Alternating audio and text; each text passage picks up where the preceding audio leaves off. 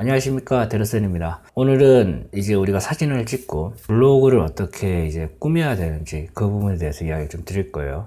이제 블로그를 해야 되는 이유는 없어요. 여러분들 하고 싶으시면 하는 거고 하기 싫으면 안 하는 거고, 그리고 요즘 대안이 있죠.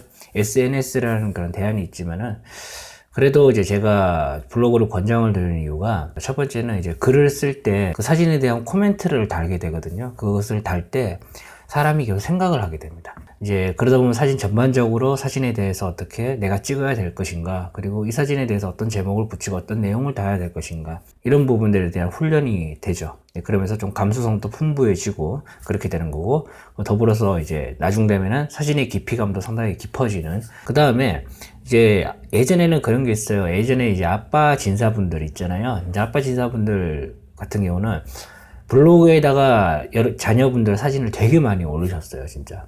그러니까 한마디로 가족 공동의 앨범이라고 생각을 하셔가지고 그분이 이제 사진을 이렇게 올리시더라고요.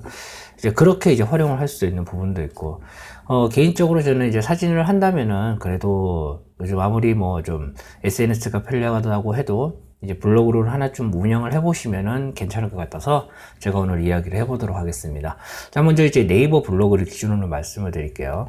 네이버 블로그를 이렇게 만들어 보시게 되면 처음에 이제 만드시면 이렇게 나와요. 이제 사이드바가 이렇게 있죠. 사이드에 뭐 프로필 정보 이렇게 나와 있는데, 지금 이렇게 구성이 돼 버리면 단점이 뭐냐면은, 이미지를 제가 임의로 올린 이미지입니다. 클릭을 했을 때 이 이미지의 사이즈가 어때요? 지금 되게 작죠. 지금 이 정도 사이즈가 700픽셀? 물론 이것을 클릭을 해가지고 여기 보면 원본 보기라고 뜨는 경우가 있습니다. 큰 이미지 같은 경우는 이제 그렇게 이제 클릭을 해버리게 되면 이제 진짜 원본 이미지 말 그대로 딱 나오게 되는데, 올리신 이미지 사이즈 그대로 말이죠. 그런데 대부분 이거 클릭해서 이렇게 또 원본 보기 눌러서 보는 경우는 거의 없어요. 그렇기 때문에 이제 이렇게 리사이징을 해서 이 블로그 틀에 맞는 리사이징을 해서 이렇게 올리게 되는데, 지금 보시는 것처럼 700픽셀밖에 나오지 않습니다. 그래서 사진을 조금 내가 정말 멋있는 사진을 찍었는데 이미지가 작아가지고 다른 사람들이 봤을 때는 그렇게 와닿지 않는 경우가 있어요. 그래서 이것을 이 정도까지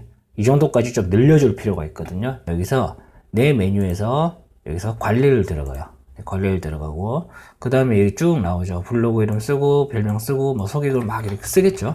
자, 이렇게 쓰고 나서 블로그 주제 요거는 이제 뭘로 설정을 해야 되냐면요, 여러분들이 사진이잖아요. 그러니까 사진으로 설정을 하시면 되고, 예를 들어서 여러분들 자녀분들을 찍는 그런 포스팅 위주로 하겠다라고 하면은 육아 이쪽으로 가야 되고, 그 다음에 이제 여행 사진이 많이 올라간다 그러면 사진이나 아니면 여행 이쪽으로 가는 게 좋겠죠. 블로그 주소 이거는 의미 없어요. 예전에는 이제 블로그 미라는 도메인을 사용할 수 있었거든요. 근데 지금은 안 됩니다. 그냥 이거는 하나밖에 사용할 수 없다는 거. 그리고 이제 기본 에디터 들어가, 이게 되게 중요한데, 지금 스마트 에디터 2.0이 있고요. 스마트 에디터 1이 있죠.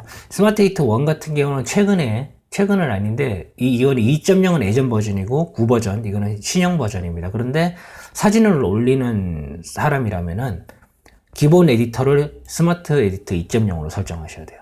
왜 그러냐면은 스마트 에디터 1으로 설정해버리게 되면 이미지 품질이 떨어집니다. 예를 들어서 내가 900픽셀로 딱 만들어서 올렸어요. 근데 스마트 에디터 1에서 이것을 작성해서 올리잖아요. 그러면은 첫 화면에 딱 이미지가 떴을 때 이미지가 흐릿하게 보입니다. 근데 스마트 에디터 2.0은 그런 게 없어요.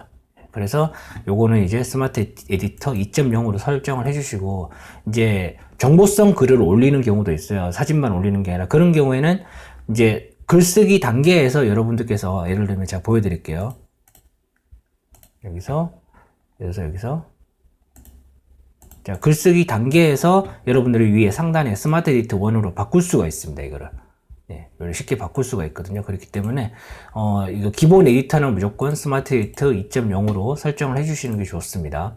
자, 그리고 이제 다른 부분은 뭐 크게 건드릴 거 없고, 꾸미기가 중요하죠. 아까 전에 이제 900픽셀 장축 기준 900픽셀로 만들어줘야 되는데, 자, 여기서 이제 레이아웃 위젯 설정으로 들어가요.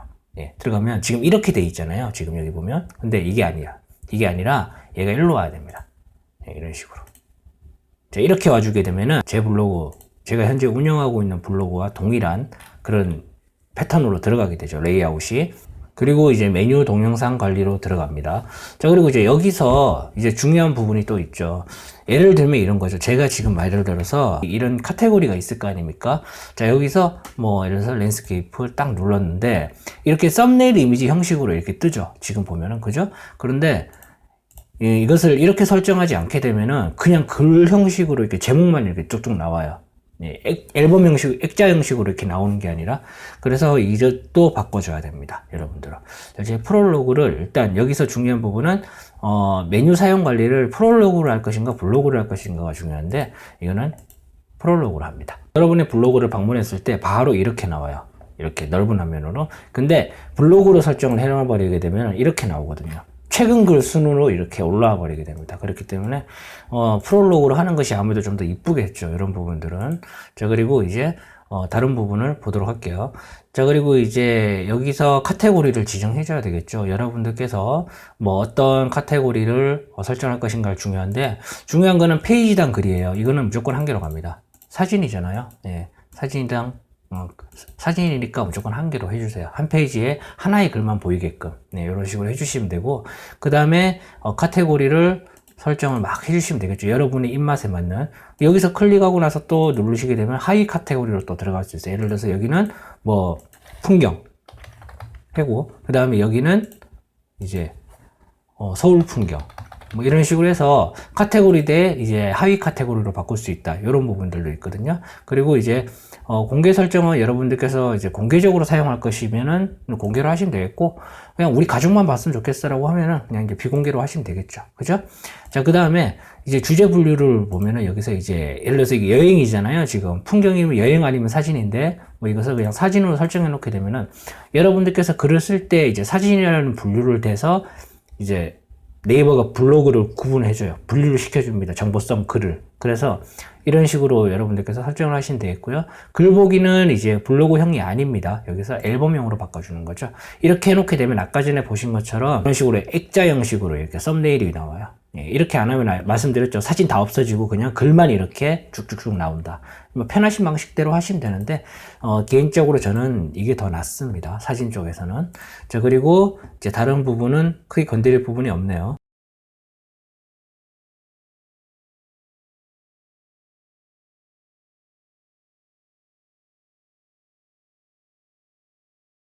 유튜브 같은 경우는 어떻게 보면은 사진을 좀 배우는다는 입장에서는 접근하기 좋은데, 좋은 사진을 본다는 입장으로 이렇게 접근하기는 조금 어렵거든요. 그렇기 때문에 이제 그때는 이제 블로그를 좀 보시면 되거든요. 여기 보면은 공식 블로그가 있고 파워 블로그가 있어요. 파워 블로그 제도는 지금 없어졌죠. 파워 블로그 들어가시고 여기 사진 눌러보면은 2014년까지 이제 파워 블로그 제도가 운영이 됐거든요. 저는 2012년 이쯤을 누르고 한번 보도록 하겠습니다. 지금 보면 이제 예전에 사진 쪽에서 파워 블로그로 이제 선정이 되신 분들의 사진이 쭉 나오죠. 참 오래간만에 뵙는 그 닉네임도 보이고 그러네요.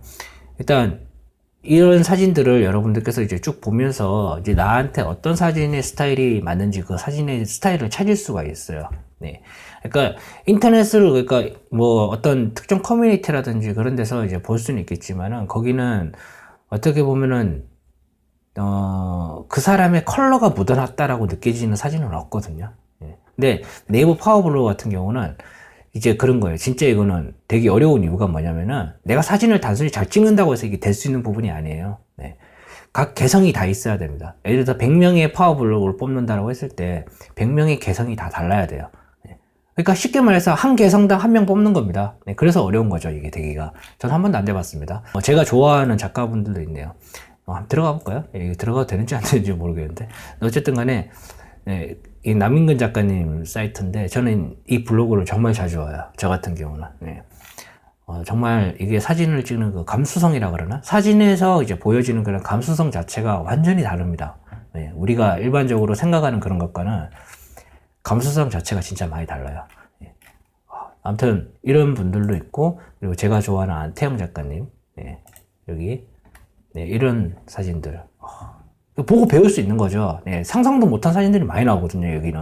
네, 김주원 작가님, 유명하신 분이잖아요, 김주원 작가님은. 네, 이분도 이제 마찬가지로, 이분 같은 경우는 이제 남인근 작가님이나 안태영 작가님과 조금 성향이 달라요. 무슨 성향이 다르냐면은, 그 김주원 작가님 같은 경우는 사실적인 그 묘사가 여기 엄청나게 뛰어나요. 제가 진짜, 이 부분은 진짜 놀라는 부분인데, 봐도 뭔지 모르겠어요. 어디서 뭐 어떻게 찍었는지도 모르겠고, 네. 제가 그 장소에 간다고 해서 찍을 수 있다고 저도 장담 못해요. 네. 아무튼 그 정도로 이분은 진짜 사실적인 묘사력이 되게 좋으신 그런 분이라고 생각하거든요. 제가 분명히 말씀드릴 수 있는 부분이, 여러분들께서 저 포함해서 사진을 잘 찍는다고 생각하시는 분들 있죠. 그 사람들은 사진 잘 찍는 게 아닙니다. 여러분도 이 정도까지는 금방 올라올 수 있어요. 네. 근데 실질적으로 잘 찍는 분들 같은 경우는 일반적으로 생각하지 못하는 상황을 찍어요. 그리고 이제 최근에 올라온 사진 같은 경우 주제별 보기 눌러가지고 여기 보면 취미, 여가, 여행, 사진 뭐 이런 식으로 해도 이제 사진이 쭉 올라오잖아요. 여러분의 사진이 어떤 역할을 할지는 아무도 몰라요. 예. 이게 무슨 말인지 궁금하죠. 실제로 이제 아마추어 분들이 프로로 바로 넘어가긴 힘들어요. 예. 솔직히 말씀드리면 바로 넘어가기 힘든데, 한 번씩 그런 경우 있습니다. 실제로 아주 좀 많이 드물긴 한데, 어떤 잡지사에서 이 사진을 사용해도 됩니까? 출처를 뭐 말하고, 그 다음에 소정의 사례금을 지급하고 사용해도 됩니까? 뭐 이런 경우도 있거든요. 그런 경우도 있고, 심지어 제가 아시는 분 중에서 야경사진만 찍으시는 분이 있어요. 다른 사진 안 찍는데 야경사진만 찍으세요. 거의 엄청나게 몇 년간 그렇게 찍었으니까 얼마나 야경사진을 잘 찍겠습니까, 그분은. 그죠? 야경사진 하나만 팠으니까. 그래서 이제 그분 같은 경우는 실제로 그 기업체에서 의뢰가 들어왔어요. 네. 기업체에서 취미로 하시는 분이거든요. 근데 의뢰가 들어와서 야경사진 찍더라고요.